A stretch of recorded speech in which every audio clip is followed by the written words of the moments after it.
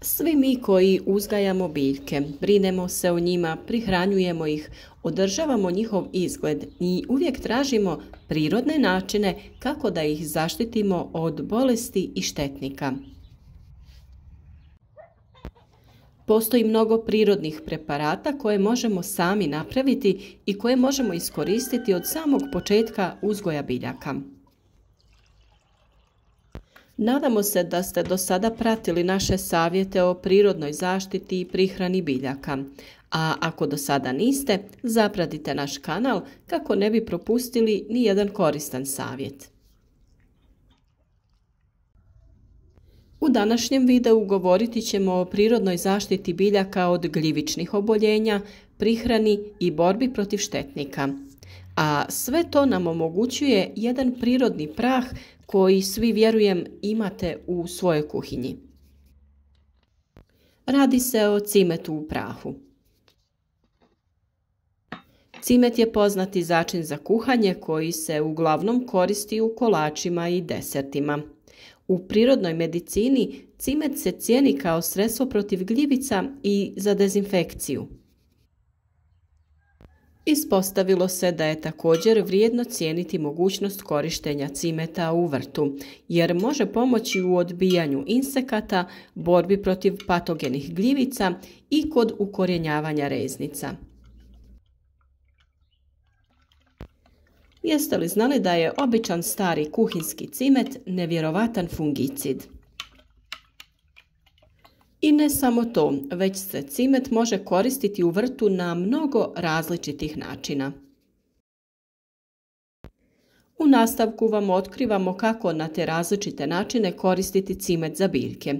Od ubojice gljivica do hormona za ukorjenjavanje. Cimet vam je odličan saveznik. Sada je vrijeme pripreme presadnica različitog povrća.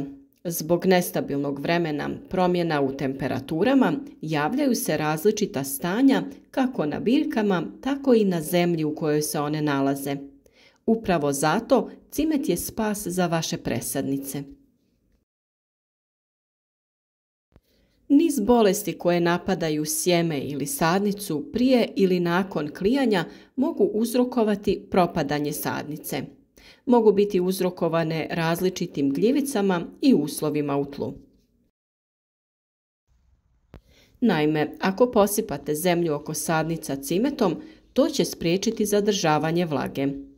Ovo također ima puno smisla jer cimet ima antigljivična svojstva. Gljivice se, svi znamo, najbolje razvijaju u tim vlažnim uslovima, pa se na ovaj način može efikasno spriječiti njihova pojava.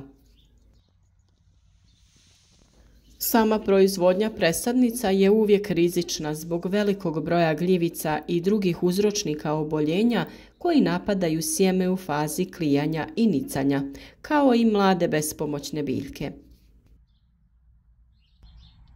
Cimet ima antigljivično djelovanje, odnosno sprječava razvoj gljivica.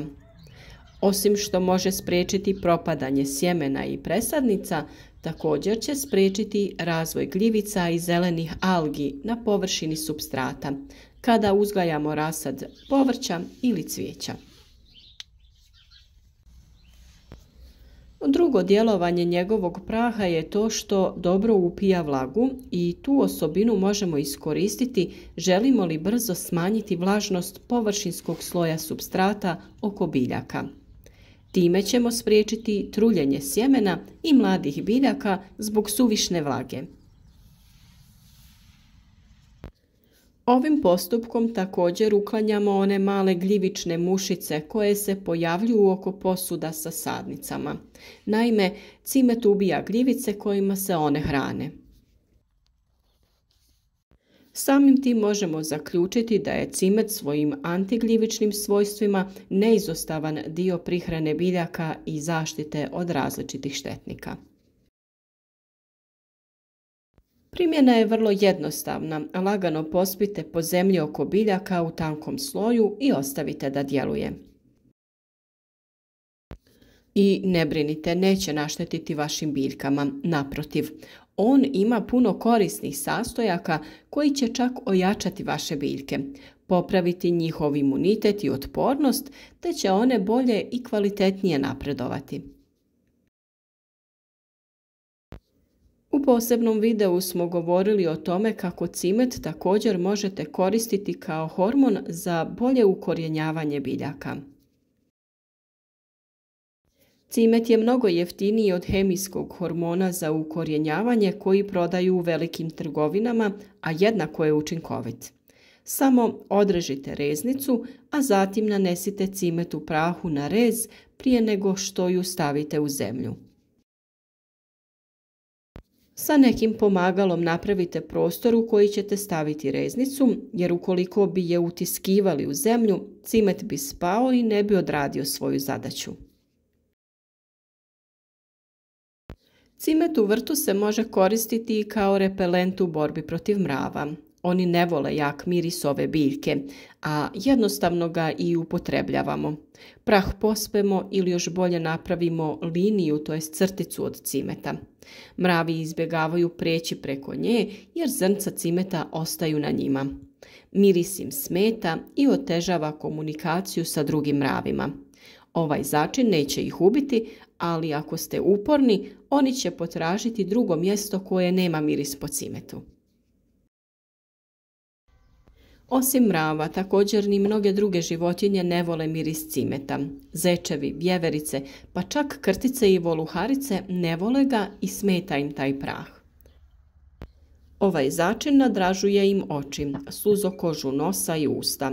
Neće otrovno djelovati na životinje, ali ima iritirajuće djelovanje zbog čega se nerado zadržavaju na mjestu gdje je on posipan. Još jedno odlično svojstvo cimeta jeste to što liječi rane na biljkama. Nerijetko se dogodi da pretjerano revno orezivanje ili pogreška sa alatom za uništavanje korova naprave rane na biljkama. Takve rane je potrebno sanirati. Jednostavno pospite cimet na ranu kako biste potaknuli zacjeljivanje i spriječili gnjivičnu infekciju u isto vrijeme.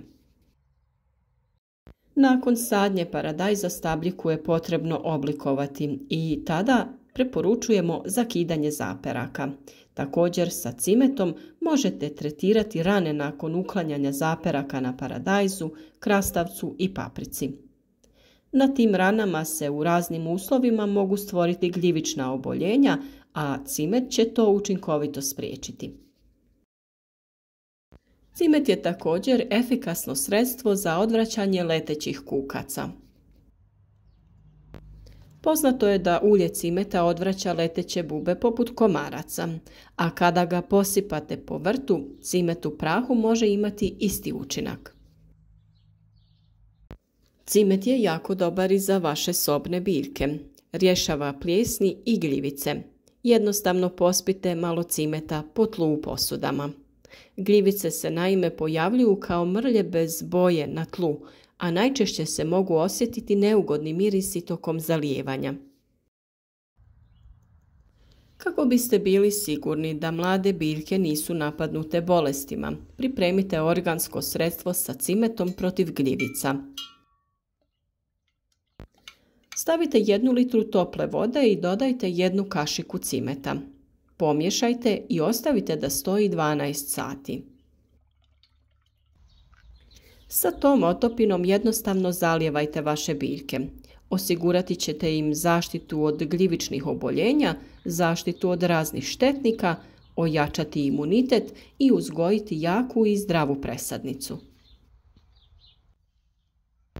Također se ova otopina može koristiti i na način da prskate vaše biljke, ali u tom slučaju preporučuje se da dobro procijedite otopinu kako se prskalica ne bi začistila mrvicama cimeta. I na ovaj način dajete biljkama prihranu preko lista te adekvatnu zaštitu od oboljenja. Iako je jako dobro koristiti i štapiće cimeta u vrtu, njegova učinkovitost je vrlo niska. Najbolja opcija je ipak cimet u prahu. Naravno, cimet također ima neke nevjerovatne zdravstvene dobrobiti za nas, pa ga je sjajno uvijek imati pri ruci. A najbolje od svega je što ga uvijek lako možete pronaći u trgovini. U svakom slučaju vrijedi isprobati i ovaj jednostavan način, pogotovo u zaštiti mladih sadnica, i osigurati im zdrave i pogodne uslove za rast i razvoj bez štetnika i oboljenja. Za još sličnih savjeta zapratite naš kanal. Uz nas uzgojite mnoštvo zdravih biljaka.